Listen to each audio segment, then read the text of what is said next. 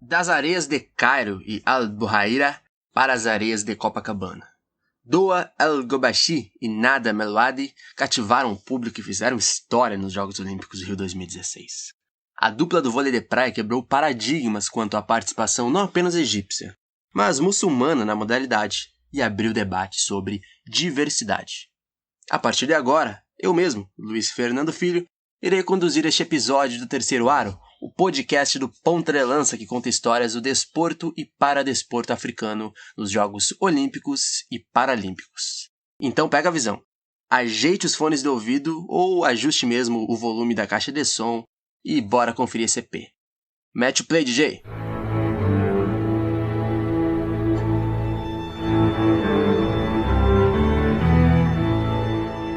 Em algum dia, há mais ou menos 5.000 anos atrás, homens e mulheres tiraram um tempinho de atividades como agricultura e pintura de templos para se divertir.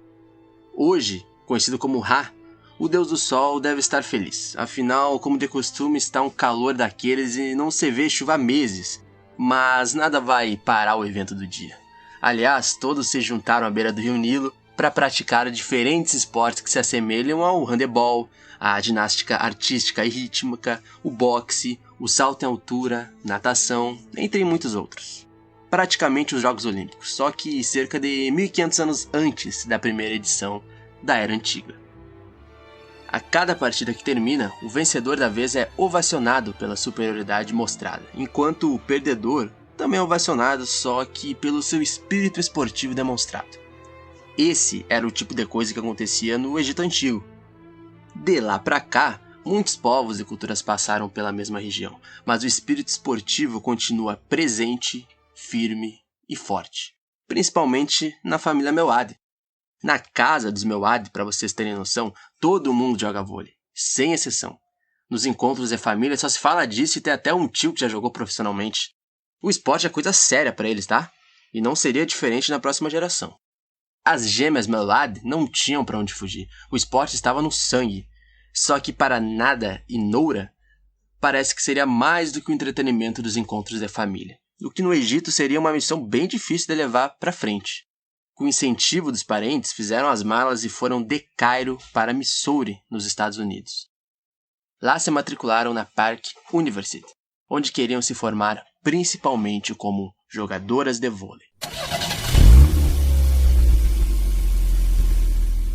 A 142 quilômetros de Cairo, em Al-Buhaira, a pequena El-Gobashi também alimentou a paixão pela prática esportiva desde cedo. Nascida em uma família muçulmana, assim como Nada, Noura e 90% da população egípcia, El-Gobashi nunca enxergou oposição entre o Islã e o esporte. Mesmo assim, não era comum ver uma atleta usando hijab, como os dela no maior evento esportivo, e cresceu com amigas sendo barradas na seleção de basquete pela proibição do véu nas competições. El-Gobashi joga vôlei de quadra desde os 7 anos. Aos 17 conheceu a versão praticada na areia. E aos 18, já em 2015, o seu caminho cruzou com uma das gêmeas Melouadi. 274 dias para os Jogos do Rio. É ano de Copa Continental, o torneio que dá vaga para os Jogos Olímpicos. O Egito está no grupo C e El-Gobashi vai representar o país ao lado de Handa Redouane e Leimis Nossier pela primeira vez na competição. As três estão vestidas com leggings, mangas compridas e os hijabs pretos, aquele lenço que cobre o cabelo das muçulmanas, tá ligado?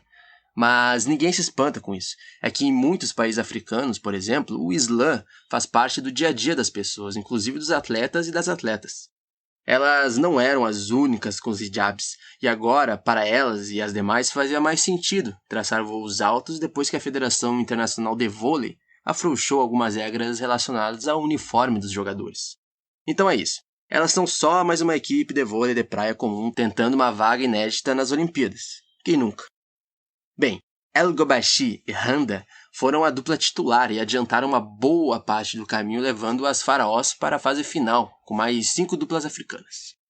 Tão jovem, El-Gobashi não podia acreditar, né? Estava fazendo o que mais amava e a passos largos. Enquanto isso, do outro lado do planeta, uma das gêmeas Melouadi mantinham metas bem mais nítidas quanto ao vôlei. Nada. Pegou o avião de volta pro Egito, dessa vez sozinha, e tentou uma vaga na seleção do vôlei de quadra, com o objetivo de ir para Rio 2016 também. Mas sem sucesso. Daqui a 4 anos tenta de novo, certo? Não, errado. Talvez por impulso da juventude, talvez por paixão pelo esporte, nada, soube dos avanços da equipe de praia e logo se dispôs a chegar junto. Por curiosidade, ela era a única que não usava hijab. E isso porque ela exerce a sua religiosidade de outras formas. Ok, 113 dias para os Jogos do Rio. A equipe toda está no Lago de Abuja, na Nigéria, mas as escolhidas para encarar a fase mais importante das eliminatórias são El Gobashi e Nada. E nem parece que elas estão jogando juntas para valer pela primeira vez. A história já começa a ser escrita no papiro. A jovem dupla vai deixando adversária por adversária até restar apenas as ruandesas. Carimba o passaporte para o Brasil. Quem vencer o melhor de 3. Mas não com tanta pressa.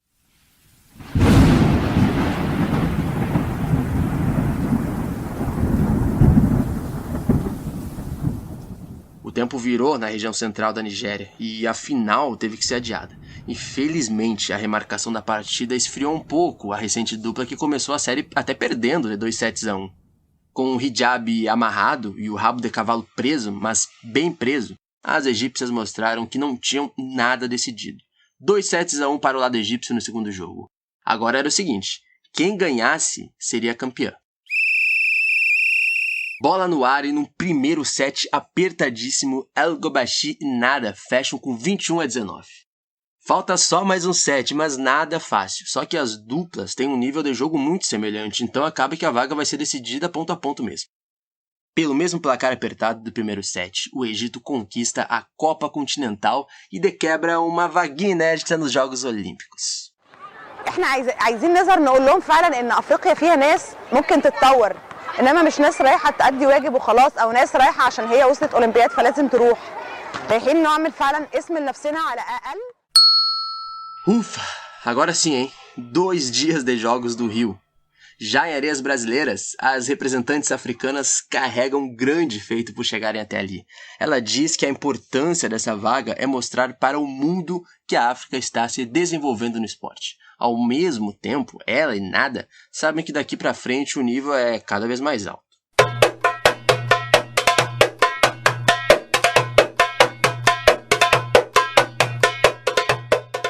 Imersas na realidade por jogar em um dos países com tradição na modalidade, até esqueceram um detalhe.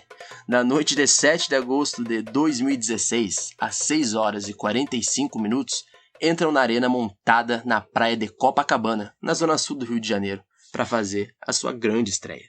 Junto, chega também a dupla alemã e um contraste bem claro. Afinal, de um lado da rede, biquínis e do outro apenas mãos e pés fora do uniforme. Uma sem o cabelo à mostra, inclusive. De repente, todos os olhos de quem acompanha os Jogos Olímpicos se viram para a diversidade cultural marcada por um pedaço de pano. Ali, elas ainda não sabiam da repercussão que aquilo tomaria e só seguiriam o jogo. Beleza, bola pro alto. Encantada pela dupla, a arquibancada brasileira adotou as jogadoras incentivando até o último ponto do último set. Bola levantada. John Bini, salva a egípcia, manda pro lado de lá El Gobashi. Menegatti foi buscar. Para El Gobashi, o jogo acabou rápido demais, pouco mais de meia hora e 2-0 completos. Mas ela entende que por jogarem a modalidade há pouco tempo em comparação às adversárias e não terem as mesmas estruturas do time alemão, vencer num grande torneio se torna um desafio ainda maior. Na segunda partida, a mesma cena. Diante da Itália, a torcida faz o levantamento para o ataque egípcio. Cada ponto é uma festa. Até o DJ do jogo entrou no clima e fez um passeio pela música brasileira, passando de E Faraó do Olodum até a dança do ventre, meus amigos, do grupo El Chan. Eu, inclusive, diria que a mistura entre Brasil e Egito daria muita razão e muita felicidade ao compadre Washington. Inclusive, um abraço. Mas voltando ao episódio e voltando àquele dia lá em Rio 2016. Às 13h30 da tarde de uma quinta-feira, as duas se despediram do Rio com o terceiro revés por 2-0. Dessa vez sem o apoio do público, já que a maioria da torcida era do Canadá, o rival do dia. Mas a fama e o carinho entre o público local já estava garantido. Com o empurrãozinho do hijab, é claro. Não à toa, algo tão comum em nações não apenas de África, o adereço chamou atenção geral num evento que se propõe justamente a reunir diferentes continentes. Estranho, né? Mas, olha, bem sintomático. Ligas e torneios ao redor do mundo proíbem atletas de participar usando o hijab.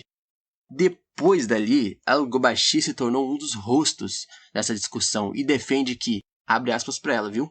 Se você quer ter um esporte verdadeiramente competitivo, tem que abrir a porta para todos, sejam os que usam hijab ou não. Afinal, um bom atleta pode estar em qualquer corpo, cultura ou religião. Para os Jogos Olímpicos de Tóquio 2020, Nada Meloadi não se considera uma jogadora profissional do vôlei de praia. Então voltou para o plano A e se planejou novamente para tentar uma vaguinha na seleção de vôlei de quadra. Mas acabou que a jogadora lesionou um pé e precisou adiar os planos por mais 3 anos. Al-Gobashi, por sua vez, atualmente treina com a parceira, Redouane, para conquistar uma vaga em Paris 2024. Seja na quadra ou na areia, que nos próximos ciclos olímpicos possamos ver as duas que marcaram a Rio 2016, escrevendo algumas páginas na história do esporte olímpico.